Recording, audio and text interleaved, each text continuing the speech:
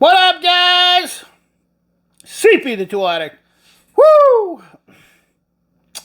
Yes, sir. We are still on the Real Deals flyer. And this is part 2. And we're going to talk about Craftsman. Got through the Carlisle Real Deals and the gear wrench. Now we're going to do part 2. Talk about this.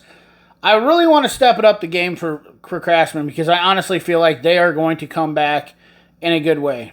Now, I'm not a huge fan of Craftsman, but I did buy a lot of their tools when I was a kid, starting out, and they do kind of hold a sentimental establishment in my heart. Stanley bought them. They're trying to bring some of them back. You know, there's some backlash from people talking about bringing stuff back, and, you know, I've heard all the pros and cons. Let me tell you, like, not being in a negative way, but I've heard all the pros and cons, and I've heard the concerns and questions and comments from a lot of people, but tools were made in China when Stanley Black & Decker bought them, but that was a move because they didn't have anywhere else to go. And honestly, it was easy to manufacture. It's easy to manufacture anything in China. I mean, if you want to get something made in China, you can call them up tomorrow. They'll manufacture anything. They have the manpower. They have the resources to do it.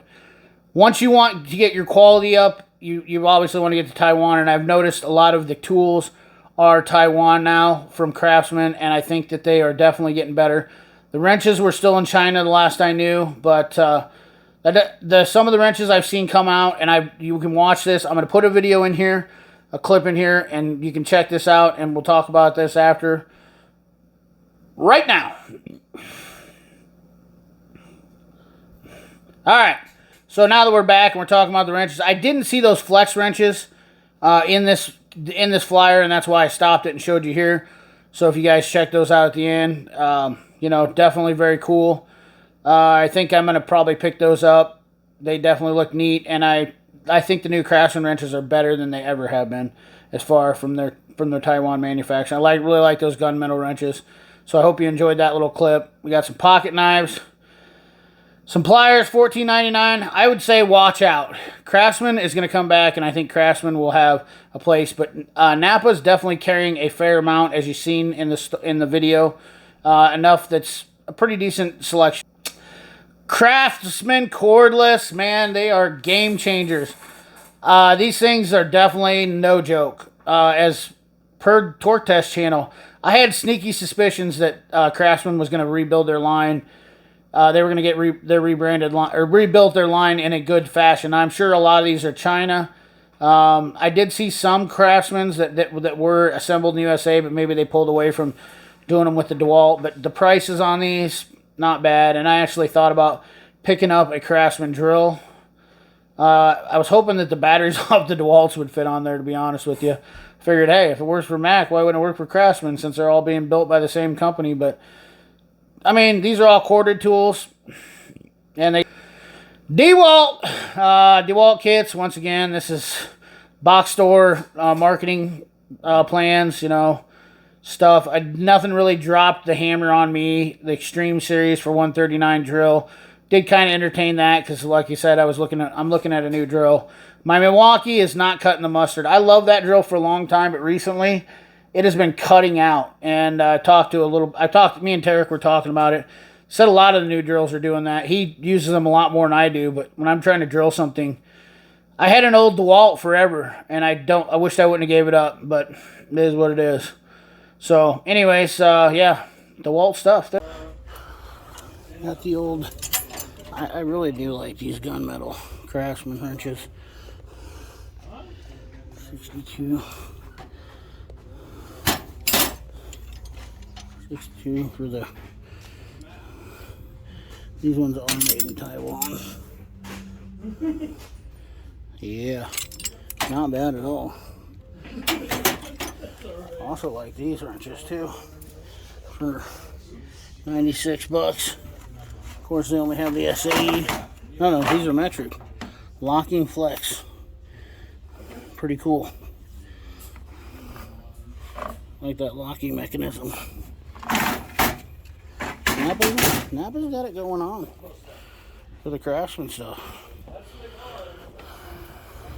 Dig it. Not only the Craftsman, you got the dewalt.